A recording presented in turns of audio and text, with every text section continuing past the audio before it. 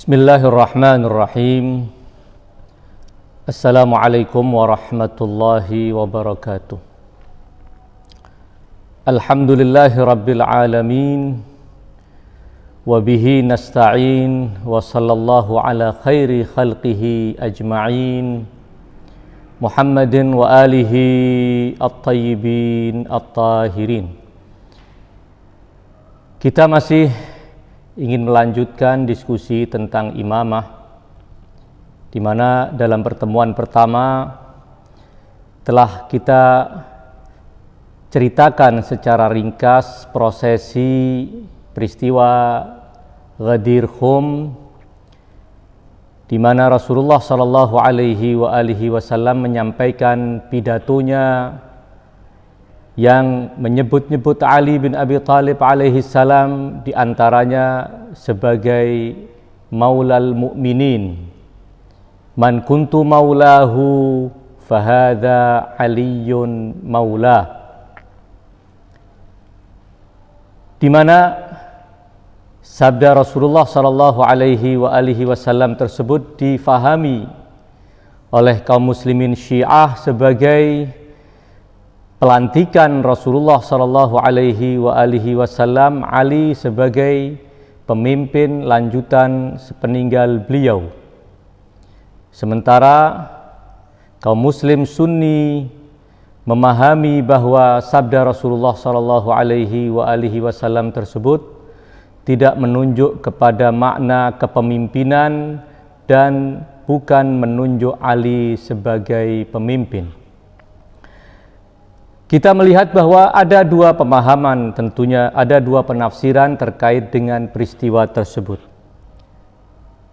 Ibn Hajar, seperti kemarin telah saya bacakan sebagian dari keterangan beliau, menyebutkan bahwa pendalilan Syiah dengan hadis dan peristiwa Ghadir termasuk di antara argumentasi Syiah yang cukup kuat, yang karenanya Ibn Hajar mengatakan perlu untuk ditanggapi secara serius walaupun harus dengan mengemukakan keterangan-keterangan yang panjang untuk membantahnya. Ala ayyi hal, bahwa kesimpulan dari bantahan yang disampaikan oleh Ibnu Hajar yang tentunya mewakili kaum muslim Sunni, mewakili para ulama ahlus sunnah wal jamaah, itu tersimpulkan dalam dua kesimpulan besar. Pertama, tentang status peristiwa itu sendiri, dan yang kedua terkait dengan makna kata maula yang oleh kalangan muslim Syiah dimaknai sebagai arti kepemimpinan, sementara Ahlus Sunnah memaknainya dengan makna sekedar anjuran untuk mencintai Ali ibn Abi Thalib alaihi salam. Ibn Hajar berkata demikian, wa jawabu hadhihi syubhah, dan jawaban terhadap syubhat Syiah yang beliau istilahkan argumentasi Syiah itu sebagai syubhat. Jawaban dari syubhat ini allati hiya aqwa syubahihim, yang mana syubhat ini adalah syubhat terkuat Syiah. Apa jawaban Ibn Hajar? Beliau mengatakan bahwa untuk menanggapi argumentasi Syiah yahtaju ila muqaddimatin, butuh kepada pengantar. Walaupun kata beliau boleh jadi itu akan panjang. Wahia bayanul hadis wa mukhrijihi wa bayanuhu annahu hadithun sahihun la miryata fih. Dalam muqaddimahnya dia mengatakan bahwa yang perlu dijelaskan adalah tentang status hadis, siapa para perawi yang meriwayatkan hadis. Ibn Hajar sejak awal telah mengatakan dengan tegas bahwa annahu hadithun sahihun la miryata fi, bahwa hadis Ghadir dengan beragam jalurnya dari sekian banyak sahabat adalah hadis yang sahih, tiada keraguan di dalamnya. Pengakuan Ibn Hajar ini walaupun belum cukup, masih ada yang belum disempurnakan. Namun untuk sementara dia adalah keterangan yang cukup berharga. Karena pada dasarnya seperti akan kita ketahui bahwa hadis Al-Ghadir tidak semata hadis sahih, tidak sekedar hadis yang berstatus sebagai hadisun sahih, namun dia adalah hadis yang mutawatir. Para ulama membagi bahwa hadis secara umum terbagi menjadi dua kualitas. Pertama, hadisun mutawatir, hadis yang mutawatir. Kedua adalah hadis ahad. Apa yang dimaksudkan dengan hadis mutawatir?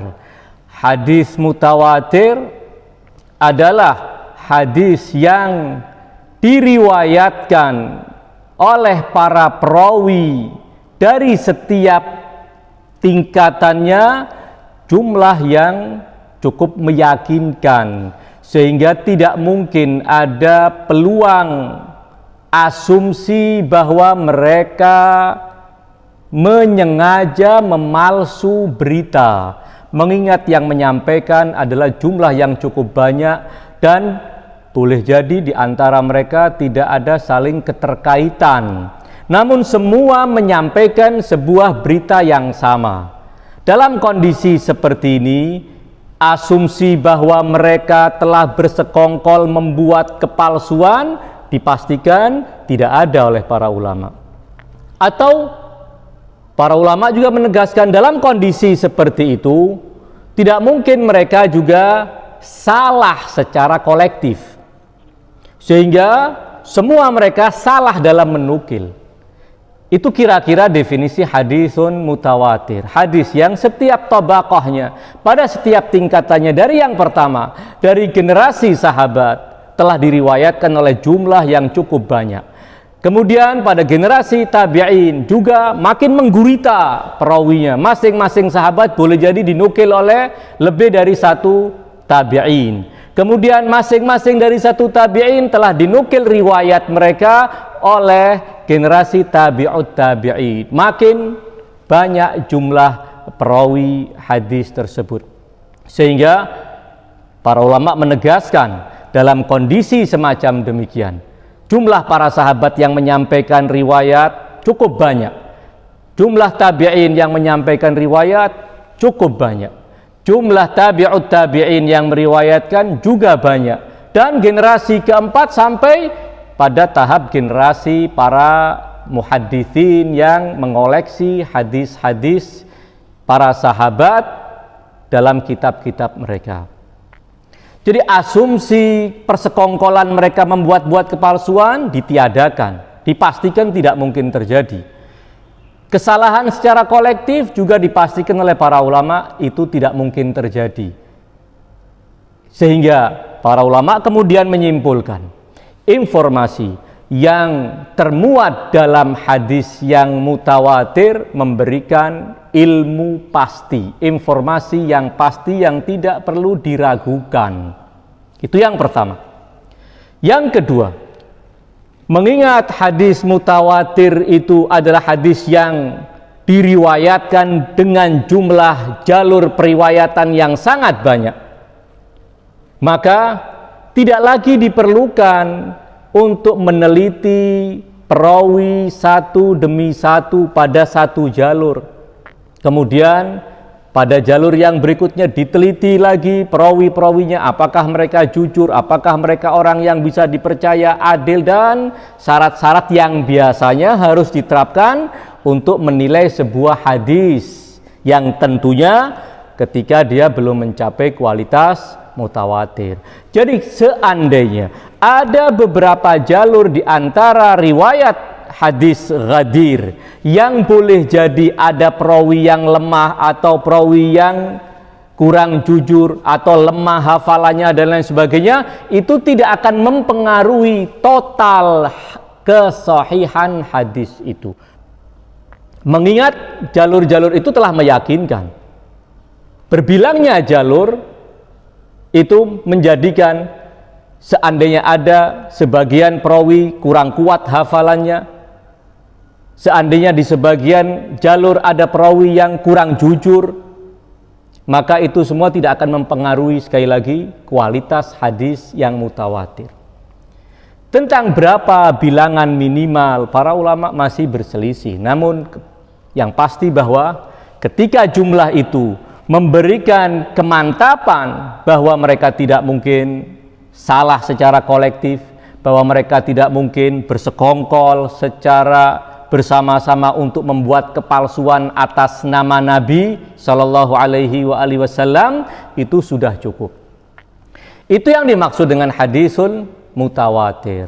Adapun hadis ahad adalah hadis yang belum mencapai kualitas mutawatir. Boleh jadi sebuah hadis yang disabdakan Nabi hanya diriwayatkan oleh 2 sahabat, kemudian dari 2 sahabat itu dikutip oleh masing-masing katakan 2 atau 4 tabi'in, dan demikian juga generasi setelahnya sampai dibukukan oleh para ulama ahli hadis. Untuk hadis yang seperti itu kualitas jalurnya, para ulama berkepentingan untuk mengecek satu persatu perawi yang menjadi mata rantai periwayatan. Apakah dia orang yang kuat hafalannya, apakah dia orang yang jujur bisa dipercaya, apakah ada hadis lain yang menentangnya, sehingga itu semua akan mempengaruhi ketetapan ulama dalam menentukan status hadis itu. Sekali lagi, hadis ghadir adalah hadis yang tidak sekedar sahih, karena dia telah diriwayatkan oleh jumlah yang cukup banyak. Tidak kurang dari 100 sahabat Nabi terlibat dalam meriwayatkan peristiwa ghadir dan mengabadikan sabda Nabi yang sambil mengangkat tangan Ali tinggi-tinggi mengatakan, man kuntu maulahu fahadha aliyun maula.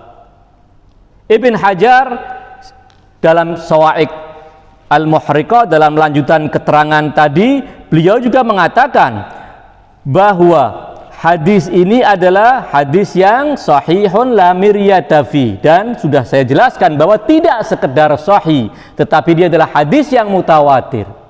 Dan ini penting untuk digarisbawahi. Kemudian dia mengatakan bahwa waqad akhrajahu jama'atun, hadis ghadir telah diriwayatkan oleh sekelompok ulama hadis, kat-Tirmidzi wan Nasa'i wa Ahmad, dan tentunya masih puluhan yang lain lagi. Beliau tidak sedang membatasi para muhaddisin yang meriwayatkan dan mengabadikan hadisul ghadir, namun dia sekedar menyebutkan 3. Kemudian wa turukuhu katsiratun jiddan, dan jalur-jalurnya sangat banyak. Dan sekali lagi ingin kita garis bawahi bahwa hadis ini tidak sekedar hadis yang sahih. Wa min samma rawahu 16 sahabiyan. Dari situ, karena jalurnya sangat banyak, ulama telah merekam riwayat hadisul ghadir dari 16 sahabat.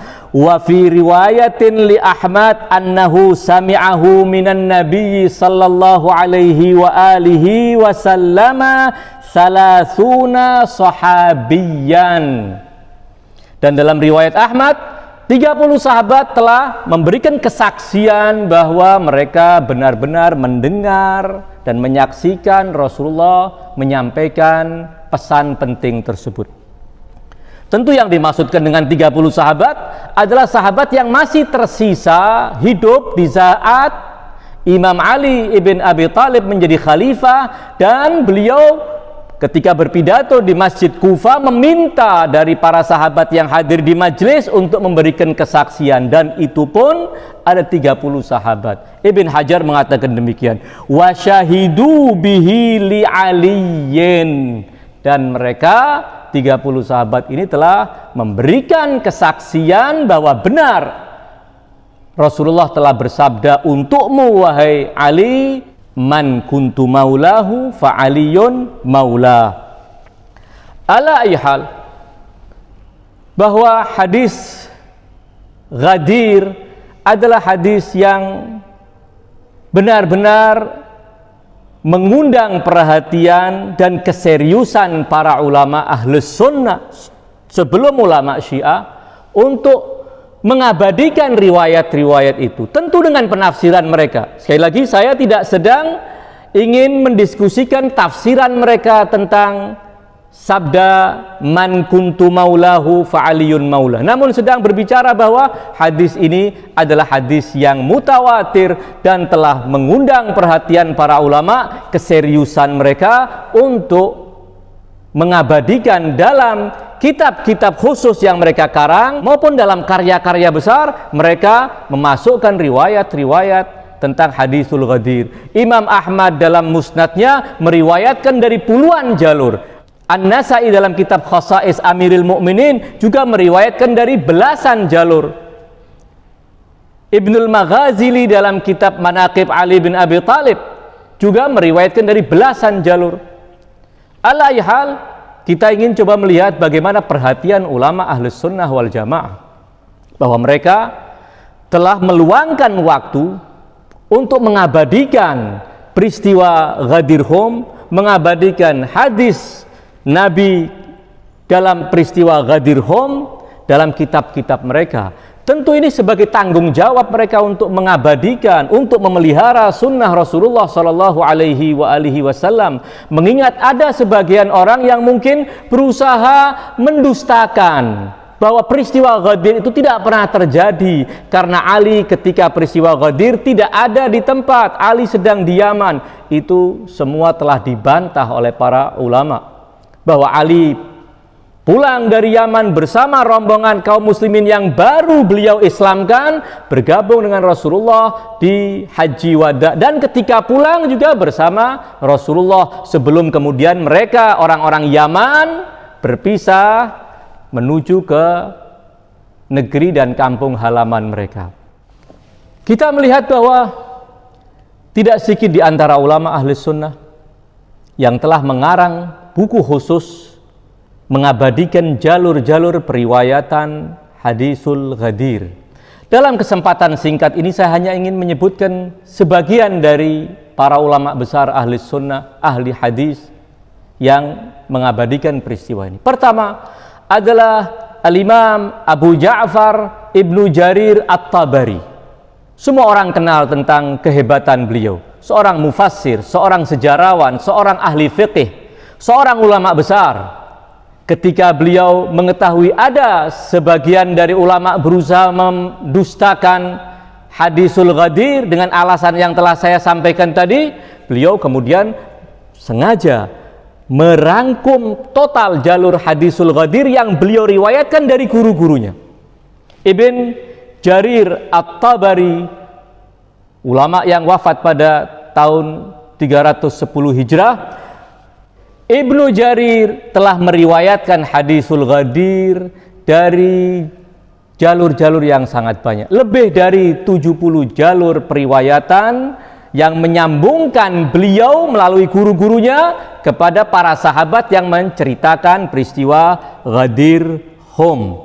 Kita melihat bahwa apa yang ditulis oleh Ibnu Jarir At-Tabari telah diakui oleh para ulama ahli sunnah, bahwa benar-benar kitab itu ada, bukan kitab fiktif, namun benar-benar kitab yang dinikmati oleh para ulama.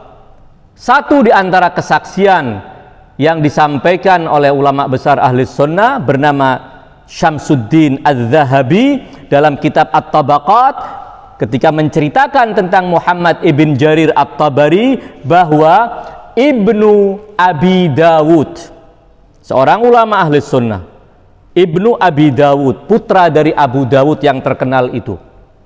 Ibnu Abi Dawud takallama fi hadithi Ghadir Hum ketika Ibnu Abi Dawud mulai mengkritisi dan menolak hadis Ghadir Khum, Ibnu Jarir bangkit untuk amila kitabal fadail wa takallama fi tashihil hadis. Maka Ibnu Jarir menjelaskan, membuktikan bahwa hadis itu adalah hadisun sahih.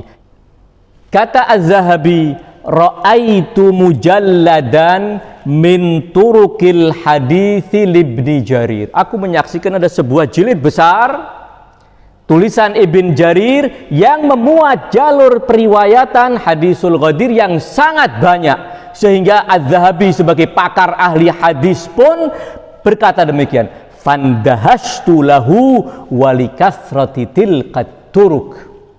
Maka aku terkejut atas karya luar biasa itu, dan aku tercengang ketika menyaksikan betapa banyak jalur periwayatan hadisul Ghadir. Ibnu Katsir dalam kitab Al-Bidayah wan Nihayah juga memberikan kesaksian yang sama. Di antara ulama ahli sunnah yang juga menulis kitab khusus merangkum jalur-jalur hadisul Ghadir adalah Ibnu Uqdah, seorang ulama yang dikenal dengan nama Ibnu Uqdah, wafat tahun 333 Hijrah. Kitab yang ditulis oleh Ibnu Uqdah kendati tidak bisa dinikmati lagi secara utuh oleh para ulama sekarang, tentunya kitab itu sudah tidak lagi bisa dinikmati secara utuh, namun para ulama di abad-abad sebelum kita, Ibnu Hajar Al-Asqalani, seorang pakar ahli hadis ternama, Ibnul Athir, dan ulama-ulama yang lainnya telah menikmati kitab itu dan mengambil banyak riwayat. Kemudian beliau pindah dalam karya-karya Ibn Hajar, karya-karya Ibnul Athir. Artinya kitab itu juga bukan kitab yang fiktif, kitab yang benar-benar ada, dan para ulama telah memanfaatkan dalam kajian mereka untuk membuktikan tentang kesahihan hadisul Ghadir. Perlu dicatat bahwa Ibnu Uqdah telah meriwayatkan hadisul Ghadir dari 105 jalur periwayatan dari belasan bahkan puluhan sahabat Nabi Shallallahu Alaihi Wasallam. Ada ulama lain yang dikenal dengan nama Al-Ju'abi Al-Baghdadi, wafat tahun 355 Hijrah, juga menulis kitab yang merangkum jalur-jalur periwayatan hadisul Ghadir. Dan Al-Ju'abi telah meriwayatkan dari 125 jalur periwayatan. Sekali lagi, jalur yang sangat luar biasa. Sulit rasanya kita menemukan sebuah hadis tentang apapun yang memiliki jalur sebanyak ini dengan kualitas yang sangat luar biasa, sehingga para ulama tidak ragu-ragu untuk mengatakan bahwa hadis ini adalah hadis mutawatir. Seperti nanti akan kita dengar pernyataan dari Syamsuddin Az-Zahabi bahwa hadis man kuntu maulahu adalah redaksi yang mutawatir disabdakan oleh Rasulullah Sallallahu Alaihi Wasallam. Kita juga melihat ada seorang hafidz besar yang lain lagi yang bernama Al-Hafidz Abu Sa'id Mas'ud ibn Nasir ibn Abi Zaid As-Sijistani, wafat pada tahun 477 Hijrah. Dia telah meriwayatkan dalam kitab khas yang dia tulis, Hadisul Ghadir, telah beliau riwayatkan dari 120 sahabat Nabi Shallallahu Alaihi Wasallam, yang tentunya boleh jadi setiap sahabat memiliki lebih dari satu jalur, sehingga jalur periwayatannya benar-benar spektakuler, luar biasa banyak dan beragamnya. Dan yang terakhir ingin saya sebutkan, tentu masih banyak nama-nama lain, adalah Az-Zahabi, seorang ulama yang sering diandalkan oleh mereka yang menentang riwayat-riwayat tentang keutamaan Ali bin Abi Thalib dan Ahlul Bait, mengingat Az-Zahabi sering mencacat riwayat-riwayat yang sahihah bahkan. Namun untuk kasus hadis Al-Ghadir, Az-Zahabi bukan sekedar memberikan kesaksian bahwa Ibnu Jarir telah meriwayatkan hadis itu dengan jalur yang sangat luar biasa, namun Az-Zahabi juga menulis riwayat hadisul Ghadir dari guru-gurunya sehingga mencapai lebih dari 110 jalur periwayatan, dan untuk masing-masing riwayat dia ceritakan, dia jelaskan kualitas dan status hadis tersebut, sehingga kita bisa melihat bahwa bagaimana Az-Zahabi telah mensahihkan banyak jalur dari riwayat hadisul Ghadir secara masing-masing. Tentunya secara akumulasi adalah hadisun mutawatir. Untuk mengabadikan sabda Rasulullah di peristiwa Ghadir Hum, Az-Zahabi telah menulis sebuah risalah yang merangkum riwayat-riwayat tentang hadisul Ghadir tersebut, dan riwayat yang beliau sampaikan cukup banyak jalurnya. Dia mengatakan demikian, bahwa amma hadisut thair, adapun hadisut thair, hadis yang menceritakan bahwa Rasulullah ketika diberi hidangan oleh Allah dari hidangan surga berupa seekor burung panggang, beliau meminta agar Allah mendatangkan orang yang paling Allah cintai dan Rasul cintai. Maka Ali yang datang dan Ali yang makan bersama Rasulullah sesuai dengan yang dimohon oleh Rasulullah kepada Allah Subhanahu wa taala. Itu hadisut thair, di luar pembahasan kita. Kemudian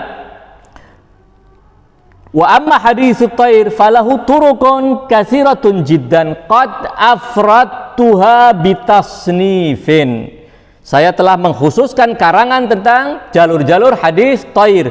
Wa majmu'uha yujibu an yakunal hadisu lahu aslun. Dari total jalur-jalur itu meyakinkan bahwa hadis itu benar-benar punya asal muasal. Rasulullah pernah menyabdakan yang demikian. Kemudian beliau keterangan lanjutannya mengatakan demikian, wa amma haditsu man kuntu maulah falahu turukun jayyidatun. Dia telah memiliki banyak jalur yang bagus-bagus kualitasnya. Wa qad afradtu dzalika aidan, dan saya telah mengarang buku khusus tentang itu. Karena ketika ada orang yang meragukan seperti Ibn Taimiyah, kendati Ibn Taimiyah adalah guru Az-Zahabi, kendati Az-Zahabi banyak bertaklid kepada Ibn Taimiyah dalam menggusur riwayat-riwayat keutamaan Ahlul Bait, namun dalam kasus hadisul Ghadir, ketika Ibn Taimiyah mengingkari hadisul Ghadir, maka Az-Zahabi mengatakan bahwa pengingkaran itu benar-benar sebuah kesalahan besar. Az-Zahabi mengkritisi gurunya Ibn Taimiyah dengan mengatakan demikian, wasadrul hadis, bagian awal dari hadis Abu Hurairah, dari jalur Abu Hurairah, wasadrul hadis mutawatirun atayaqqanu anna Rasulullah sallallahu alaihi wa alihi qalahu, bahwa saya yakin Rasulullah telah menyabdakan itu. Adapun bagian akhir dari riwayat Abu Hurairah yang berbunyi wa amma, adapun doa Nabi Allahumma waliman wala wa adiman ada, yang juga diingkari oleh Ibnu Taimiyah, dia Az-Zahabi mengatakan faziyadatun qawiyatul isnad, adalah tambahan yang sanad-sanadnya cukup kuat. Keterangan dari Az-Zahabi dan penjelasan para ulama bagaimana mereka telah menyempatkan diri untuk mengabadikan sabda Nabi dengan jalur-jalur yang sangat banyak, sehingga sekali lagi apa yang dikatakan oleh Ibnu Hajar Al-Haytami dengan sekedar mengatakan hadis itu adalah hadisun sahih dan dia mengingkari kemutawatiran hadisul Ghadir adalah tertolak. Karena penolakan Ibnu Hajar dalam pendalilan Syiah tentang hadis ini terfokus pada dua penolakan. Pertama, tentang status kemutawatiran Kata Ibnu Hajar, bagaimana Syiah berdalil untuk menegakkan prinsip imamah yang kata mereka adalah usuluddin yang harus ditegakkan di atas bukti yang mutawatir? Bagaimana orang-orang Syiah itu menegakkan prinsip imamahnya di atas hadis yang tidak mutawatir? Sekedar hadis ahad walaupun dia sahih, kata Ibnu Hajar, itu menyalahi kaidah dasar ulama Syiah sendiri. Jadi cacat, kata Ibnu Hajar, pendalilan Syiah dengan hadisul Ghadir, karena kata Ibnu Hajar hadisul Ghadir sekedar sahih dan dia tidak mutawatir. Sementara telah saya sampaikan bahwa jalur-jalur periwayatan yang begitu banyak dan para ulama telah merespon untuk mencatat riwayat-riwayat itu dan bisa kita saksikan dalam catatan para ulama membuktikan bahwa hadis itu tidak sekedar sahih, namun hadis itu adalah hadis yang mutawatir. Maka dengan demikian gugurlah iskal, keberatan Ibnu Hajar. Ini keberatan Ibnu Hajar. Anna firaqasy syi'ati ittafaqu ala i'tibari tawatur fima yustadallu bihi 'alal imamah. Seluruh kelompok Syiah bersepakat bahwa harus dalil yang ditegakkan adalah dalil kemutawatiran untuk mendukung pendalilan tentang imamah. Wa qata'u lima nafyuhu, sementara telah diketahui bahwa hadis Ghadir itu tidak mutawatir. Namun sekali lagi sangat disayangkan, Ibnu Hajar sepertinya tidak meneliti secara tuntas jalur-jalur periwayatan para ulama terhadap hadisul Ghadir. Hadis yang diriwayatkan oleh 100 sahabat lebih, yang diabadikan dengan puluhan bahkan lebih dari 120 jalur. Apakah hadis yang seperti ini masih kita ragukan kemutawatirannya? Kalau hadisul Ghadir dengan kualitas jalur periwayatan yang sangat luar biasa ini masih kita anggap bukan mutawatir, lalu hadis seperti apa yang harus mutawatir? Adakah hadis yang jalur periwayatannya melebihi hadis Ghadir Khum? Tentu kita tidak akan menemukan. Hadis-hadis yang telah ditetapkan oleh para ulama ahli sunnah dengan status hadis ini mutawatir, hadis itu mutawatir, belum mencapai separuh kualitas hadisul Ghadir. Namun mereka dengan tenang, tentram, dan yakin mengatakan hadis itu adalah hadis mutawatir. Lalu kenapa untuk hadisul Ghadir tidak dikatakan sebagai hadis mutawatir? Sekali lagi bahwa iskal, keberatan akan argumentasi Syiah sepertinya masih perlu didukung oleh bukti-bukti yang lebih lanjut. Sepertinya pendalilan Syiah masih terlalu kokoh untuk bisa ditumbangkan dengan sekedar menyampaikan bantahan bahwa dia bukan hadis yang mutawatir. Sementara seluruh bukti menunjuk bahwa hadisul Ghadir adalah hadis yang mutawatir. Ini untuk sementara tanggapan atas keberatan Ibnu Hajar Al-Haytami dalam kitab As-Sawa'iq Al-Muhriqah. Mudah-mudahan dalam pertemuan-pertemuan lanjutan kita bisa meneliti dan mengkritisi keterangan Ibnu Hajar yang menyebutkan bahwa kata maula tidak pernah memberikan makna aula, tidak pernah memberikan makna yang menunjuk kepada arti kepemimpinan.